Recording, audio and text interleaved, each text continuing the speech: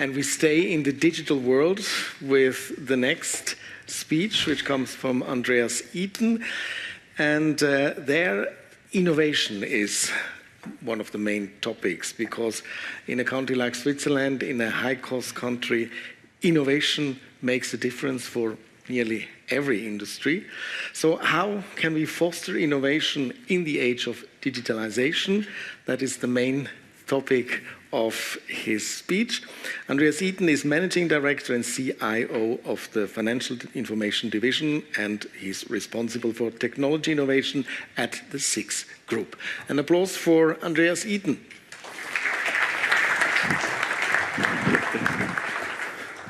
Thank you.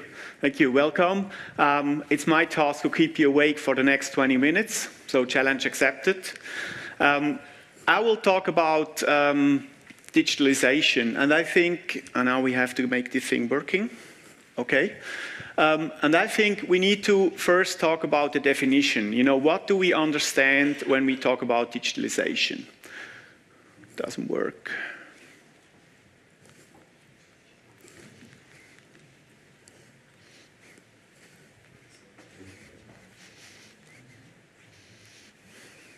Can you help me, please? Just push the button when I say push.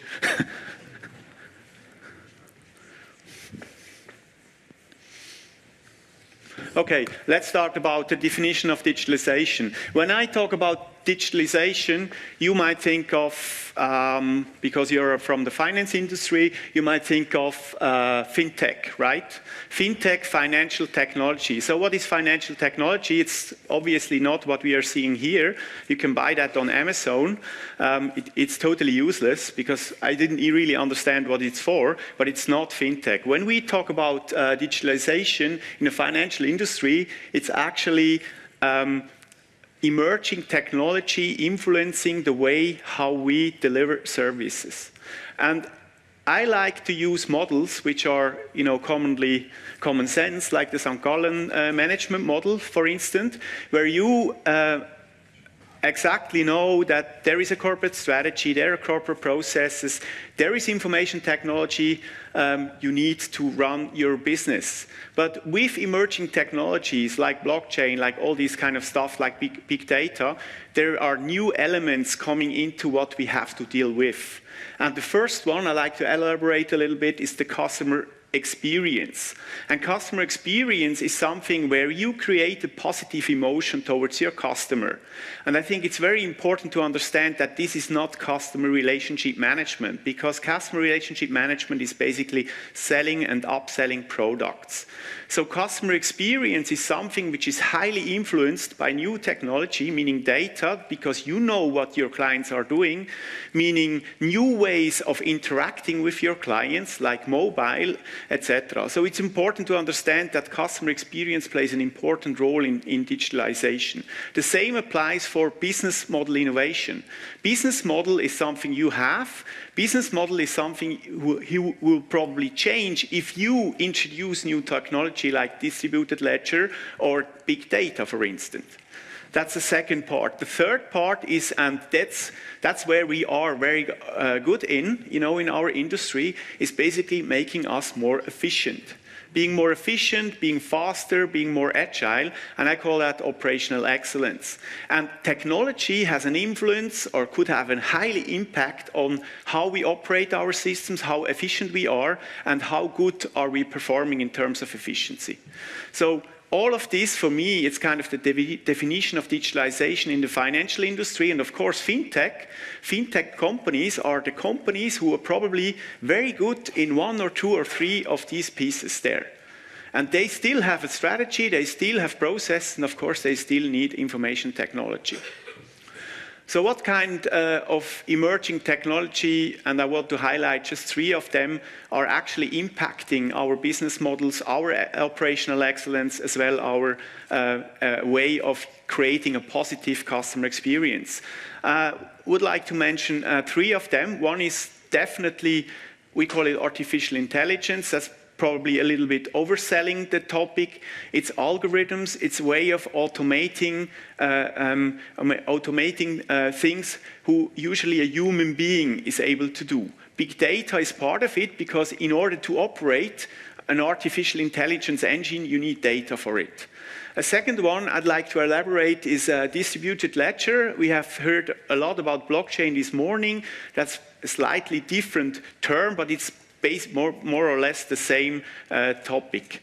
I think this one is very much related to operational excellence at the moment, and I will talk about that later in my speech.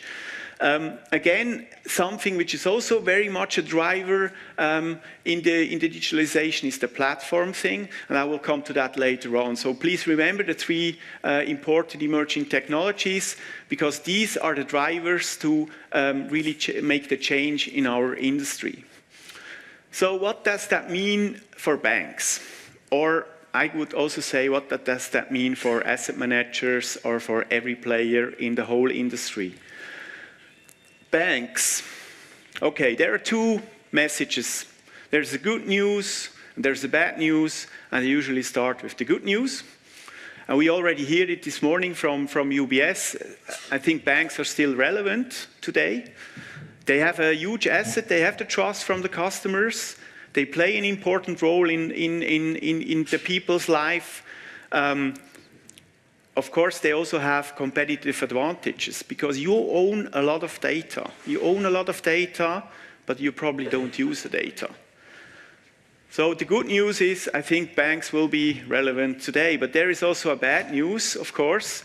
And the problem is a bit, the more we became a commodity, of course, the more and more we get also under pressure in terms of efficiency, in terms of margins. And there are, clever guys around, and they actually jump into the different niches and try to make our life much harder. So at the end, if we don't, make the change to become, customer-oriented, creating a nice customer experience, being very efficient, we probably end up to be just a dump money pipe. So just a small example of, and I like this picture here. It's not, I didn't do it myself, from the Hypothekarbank Lenzburg, which is a small, agile bank somewhere here in Switzerland. And what I want to show here is that almost every single service of this bank is somehow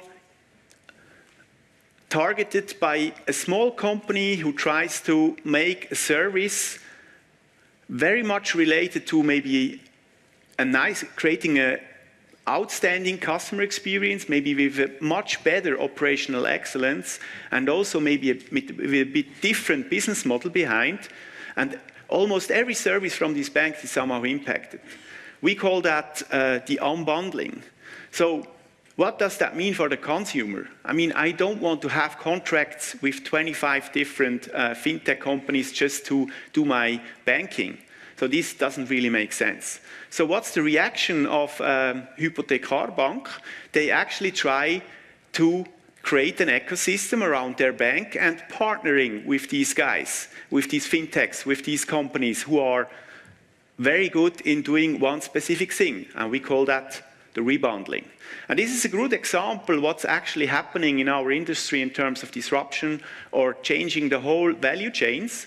And at the end, I think every single service of a bank is impacted by fintech or digitalization. So let me draw a first conclusion on that. I think banks, they will have to reinvent themselves, or they will be somehow forgotten, because at the end, if I deal with all these nice tools on my mobile, I don't really care what kind of brand behind this. So there needs to be, something changed in that way how we interact with our clients. And I think, the question is a bit, and this morning was already stated, what's the value proposition of a bank, basically? And the question is it blockchain or is it technology? I don't think so. I think a successful bank needs to be willing to enable customers' financial well-being. I mean, that's the purpose, and we should work on that, and not only on being very efficient and optimizing the margin.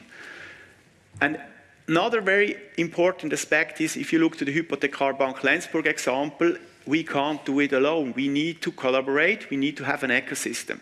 And I'd like to go into that a bit deeper later. When you look to the way of how banking could look like in the future, and I use that Oliver Wyman study here because I really like it, the roles will definitely change. And Oliver Wyman defined 3 kind of archetypes of ecosystems, and that's why I think ecosystems are so important in that industry. There is one archetype, we call it demand aggregator. So imagine if you want to actually buy a house, and you go over the different steps you have to do in order to get the house and to get the loan and to get moved in and also to get insured for the house. This is actually a process. And now think of what a bank or what a financial institution, what kind of steps do they really cover? They only cover the part of the financing, the home. And young people starting up a fintech company, for instance, they don't look at it like this. They look at it from a different perspective. They look at it from a perspective of the consumer and say, I mean, what's my problem? I want to have a house. I want to find a house. I want to have it financed. And of course, at the end, it needs to be insured. So this is kind of the value chain. And if you now map that value chain to the existing business models of the banks or to the processes, it looks quite different. So there is a role called demand aggregator where I think, that's an important part a bank could play in, and then probably has to extend also the business model. There are the second ecosystem archetypes, we call it the partner ecosystem orchestration. There needs to be someone who can kind of curate, the services that a demand aggregator is able to create these kind of user experience. And the third part is basically the manufacturing, the industrialization of producing digital goods, for instance, digital services, which then will be used by partners who orchestrate the demand, of course. So the question is, and that's a little bit provocative, of course, does blockchain solve all of this? And obviously the answer from my point of view is no, because blockchain at the moment primarily targets the operational excellence. And that's where we're already very good in. We have a very, very, I would say, efficient infrastructure here in Switzerland, operated by my company, for instance. And we can use blockchain and make it more efficient, but I don't think that we will solve the problems I have stated before. But of course, we invest a lot of money into blockchain, and we do a lot of research, we do a lot of prototyping, we do a lot of testing. And this is just a roadmap, and I'm not going into details what we have done. We started somewhere in 2015, and we made it now in 2017 to have a first product ready to be launched on the market for early adopters. It's about a so-called Wikipedia for corporate actions. I'm not going into detail about that. If you want to hear more about the Exchange project, I'm happy to share insights on a bilateral base. So as you can see, we have a lot of initiatives going on within SIX to deal with the blockchain and digital ledger technology. So what's the conclusion? What's our position at the moment? And this is a snapshot of where we are in right now. I think there is a big hype around blockchain. You probably can go to at least 10 conferences a week where blockchain is the main topic, which is not a bad thing, but I think we're still very much in the early days, because all the use cases we have seen before, they're not, scaling I would say not scaling that much, and they're not actually really impacting what you're doing. It's still prototyping, it's still testing. There are some really promising projects on the way, but I think it's in the early days. But I think blockchain or distributed ledger, or how you ever call it, will definitely stay. It won't disappear. I'm pretty sure about that. So we, as SIX, we always are a bit skeptical when it's about that topic, and we always ask why. If someone comes up with a nice idea, so we always ask, why do you want to solve that with blockchain? Why do you want to solve this problem with blockchain? And if there is a good reason to do so, we should do it. But that's also a little bit an advice to, to people who are maybe a little bit overwhelmed by the whole hype of blockchain. And, I think, and that's probably also later a topic at the panel discussion, it's all about governance. Because if you have a nice technology, you have this model where you don't need intermediate functions, the question is always, how do you govern that? We have regulators, we have different parties involved, we have the intermediates, they also want to play a role, and you need to find a way how you can govern that. And if we have solved the governance problem, then probably blockchain will go ahead and will make this thing, but we're still not there. We're having discussions, there are a lot of consortiums, but it's very distributed. It's like a little bit in Switzerland, everyone is doing his own stuff, and then at one point in time we need to get together because it's all connected, as we have learned this morning. So that's a bit our position on blockchain, and I'd like to go one step further. I talked about ecosystems before, and one of the ecosystems I think for SIX is very important is that, the whole innovation thing is somehow an ecosystem. It's not only, the business models or the partners or the companies I deal with. It's also, creating something together, because all these kind of archetypes, they're only possible if you start to think of in a different way of not having competition, of a competitor is a partner can be a supplier, and it's all mixed up. So innovation for us is important, and it's also important to see that in a sense of an ecosystem. And we do open collaboration, that's important. Actually, it's in the DNA of SIX because we are owned by the banks. We are also serving the banks. So we think, the openness and to be open to create something together is extremely important.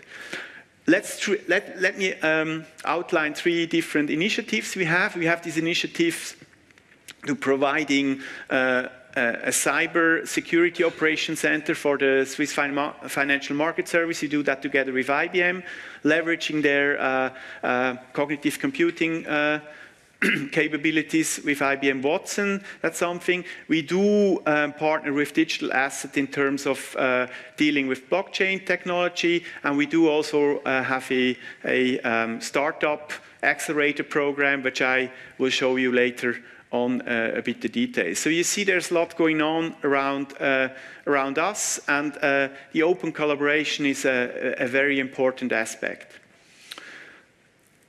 To give you a little bit a sense of what does that mean for us, in reality, open collaboration, I'm always happy to talk about our hackathon. The hackathon is a platform where we bring together young people. They're not only young people, there was even one guy who was 57 attending the hackathon, and give them some challenges and try to solve these challenges in a very open way. And I brought a video from the 2015 hackathon with me to give you a little bit a sense of what's going on at the hackathon.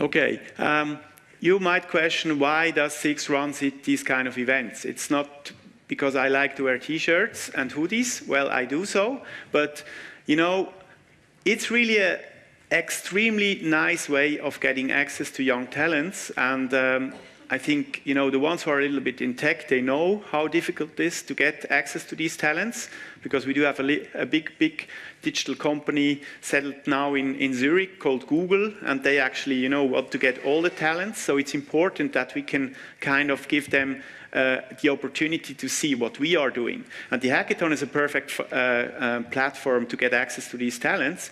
Even more, they create nice ideas around customer experience, around new business models, and also give us some hints how we can improve our operational excellence. And out of the last hackathon we have run in March, we had 31 projects we are now able to deal with, and this is amazing from my point of view. So I'd like to elaborate also on a second initiative we run within SIX. It's all about ecosystem collaborating.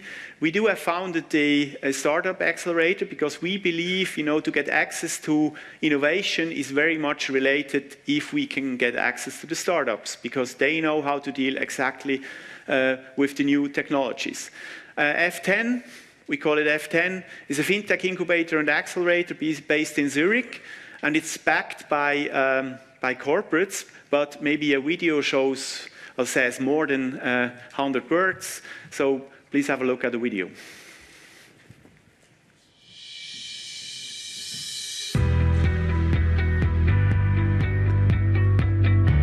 F10 Incubator and Accelerator is a nonprofit organization dedicated to fintech, regtech, and insurtech. We support and guide startups in transforming their ideas into successful companies, all while stimulating worldwide collaboration with international finance institutions.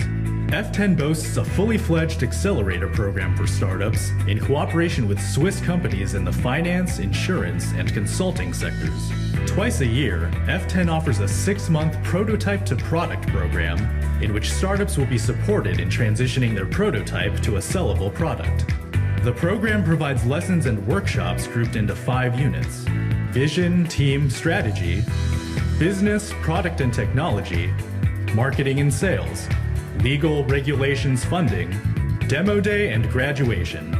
There are plenty of benefits for a startup attending our program, like renowned international mentors and coaches guiding you on your path to success, in-depth experience in all aspects of the financial industry, top-level connection to big financial players, comprehensive program adjusted to your developmental stage, beginning with ideation through prototyping, all the way up to having your product successfully on the market.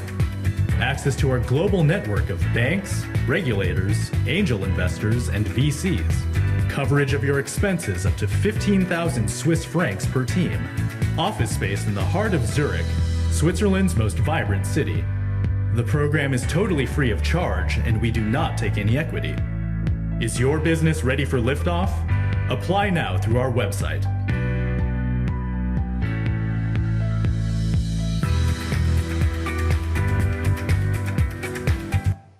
So the same applies here, like the hackathon.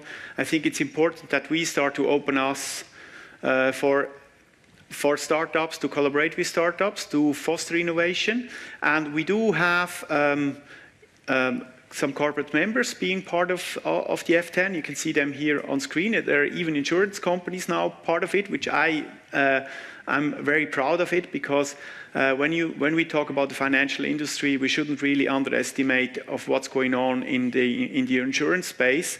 There's a lot of overlaps. They've a lot of same problems, and I think we can solve them together while collaborating with startups. And as you can see, there's a lot of space down there. So if your institution is willing to join us, being part of an ecosystem, being part of a very inspiring environment, then please come to me and we can talk about membership, of course. So I'd like to finish my speech here with some takeaways. I think one important message from my point of view, and I'd like to repeat that, is we should actually start to reinvent ourselves, or we probably got forgotten and will be somehow in the hands of Amazon, Alibaba, Google, Apple, and all these guys, because they don't struggle with customer experience.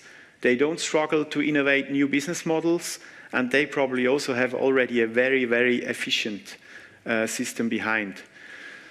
The second one is we need to define the role. You know, in which kind of role you want to play, or you play in all the three roles. Okay, this is difficult, but you might have to choose one, and this should be part of the digital strategy or the strategy you have. You end up being an aggregator. You can also be a platform provider, or you can be very specific in delivering kind of services in the financial industry, being very industrialized. Blockchain won't solve all the problems we have. That's my takeaway. But of course it will stay, and it will create a lot of opportunities. We have saw that also from IBM and from Parity. So it's probably important that we talk about it, but we shouldn't really oversell it because it's a hype at the moment. Emerging technologies, and that's also important for me to say, it's not only blockchain, they will drive the change. So it's big data, it's artificial intelligence, it's algorithm, and it's distributed ledger. They will drive the change, and it's important that we understand it. So I think it's also important that we are part of an innovation ecosystem, and that we get access to people who really understand the technology. Otherwise, we will somehow end up maintaining our legacy, and someone else will take over. The last point before I finish is, again, ecosystem. That's a mission-critical thing. It could start with being part of an innovation ecosystem, of course, and then, you can really think of creating new business models because you have a different perspective on the whole industry. So that's it for me. Thank you very much, and enjoy the rest of the afternoon.